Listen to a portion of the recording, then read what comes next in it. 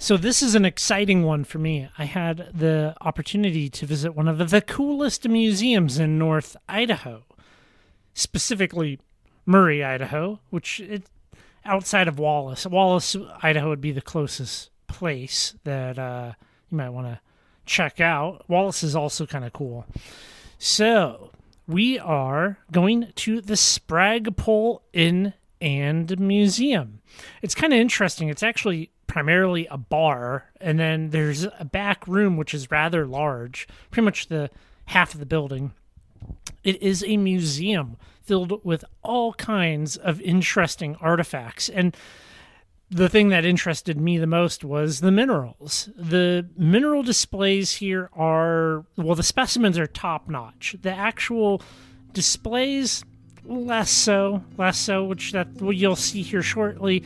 A lot of it is poorly illuminated, and I use my flashlight some here because it's better to get a view like this than no view at all. And it's important to go and visit these places and document them, share them with the world, let people know about this incredible collection. I haven't seen something this thorough in an incredibly long time. I mean, this is on par with places like the Rice Museum, except, well, as you can see here, it's, well, kind of lacking some curation, a lot of handwritten stuff, things just kind of almost, I don't want to say haphazardly placed, a little haphazardly placed. There were some things that were mislabeled here, but overall quite extensive. And there was a large portion of this that is pretty much unobtainium. It's minerals, rocks, ores, things like that, which came out of different levels of the regional mines, which are now closed to the public, and you can't get them anymore. And of course, I spot some stuff like that fossil right there in the middle from Utah, which we have a lot of them. Not a lot. We have some of the material that you're seeing here in our own collection, which is quite cool. It's just it's almost overwhelming. It is. It's overwhelming to see it. If you go and check it out, which you definitely should, they're open about half of the year. So in the summer months, you can go and visit this. The road to it, they stop plowing it in the wintertime, and pretty much the town turns off. It turns off in the winter. It's hot, gets a ton of snow.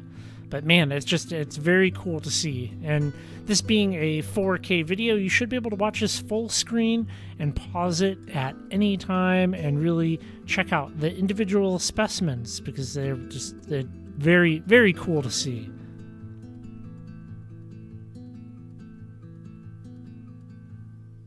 I really need to go back here again and spend some serious time, maybe even ask if we can, arrange a time to open them up and take some high-quality photos of some of the specimens that won't have the glass in between them, because was a major hindrance. The reflection is not ideal. They also had one of the best collections of Brazilian agates. What they are calling geodes, Brazilian agates. None of these are fractured.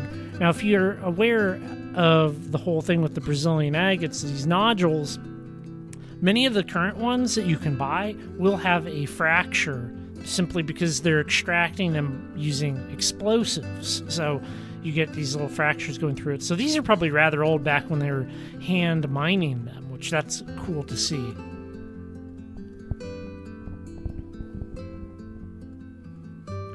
Another case of minerals, which it just starts to break your brain to look at them, the size, the quality. You can kind of see we've got some cards just kind of thrown in there, but still, it's very, very cool, very impressive.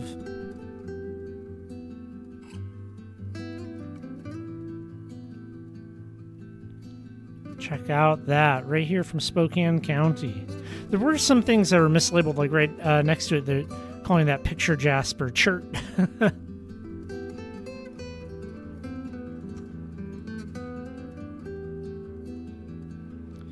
Some quartz crystals, which are very likely from the Spruce claim, Bob Jackson's old claim.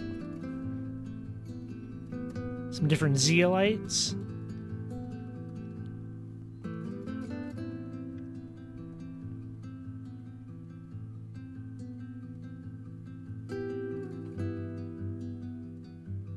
And to have a collection like this just kind of sitting in the back of a bar is really very mind-blowing to me.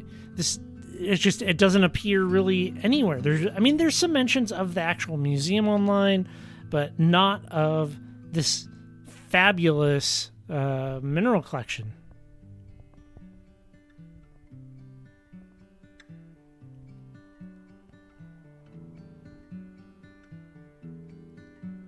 Some impressive calcite from Metalling District, probably extracted from one of the mines.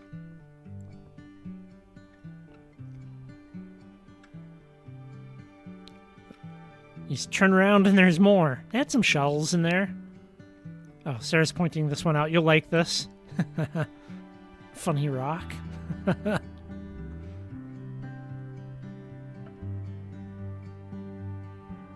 I have a couple of amusing things myself in my display cases.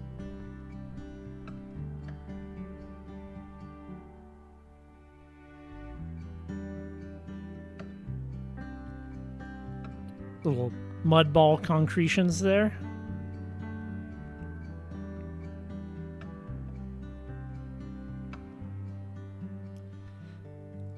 When we went in, we were a little pressed for time, so we just didn't get to spend, an hour or two just kind of really taking in some of the specimens, which I really wish I did. And check out that right there. That's an incredible specimen from Spokane.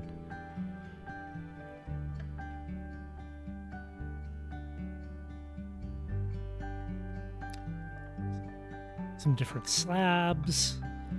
I love this. I love it so much.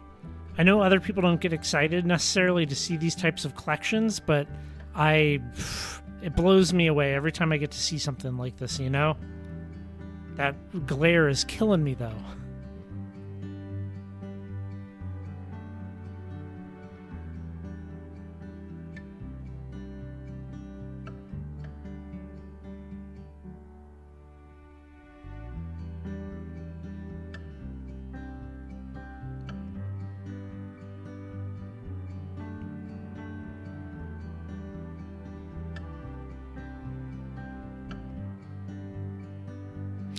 One thing that they had here, which was really interesting, and unfortunately they have all the stuff behind chain link fencing, is they have a rock room. I would have loved to have gotten a little up close to some of those rocks that are being displayed there, but yeah, it's an old-timey lapidary shop. You can see saws and tumblers, and there's a vibratory disc there. There's a belt sander in the back. I would love to be able to go in there and get some close-ups. We're gonna have to coordinate something better in the future for seeing the rock room, I think.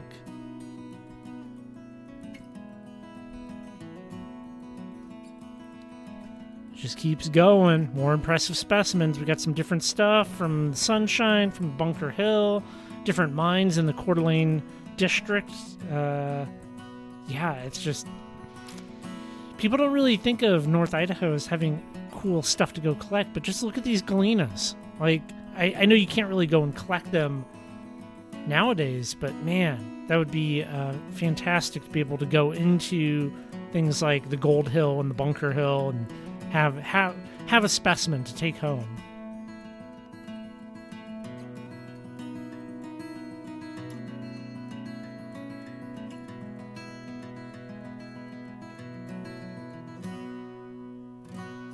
Pyromorphite's very cool.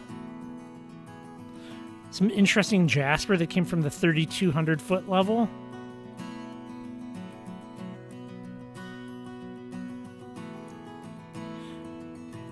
There's also some zinc, lead, silver ore commemorative bars in here, which would be fun to have. I wonder where some of this stuff came from. There are some donation labels, but I assume it's just locals that have donated their collections. Some more amazing galena. There's a lot of mining artifacts here. A lot of mining artifacts. And then with that wraps up our tour of the Sprag Inn and Museum.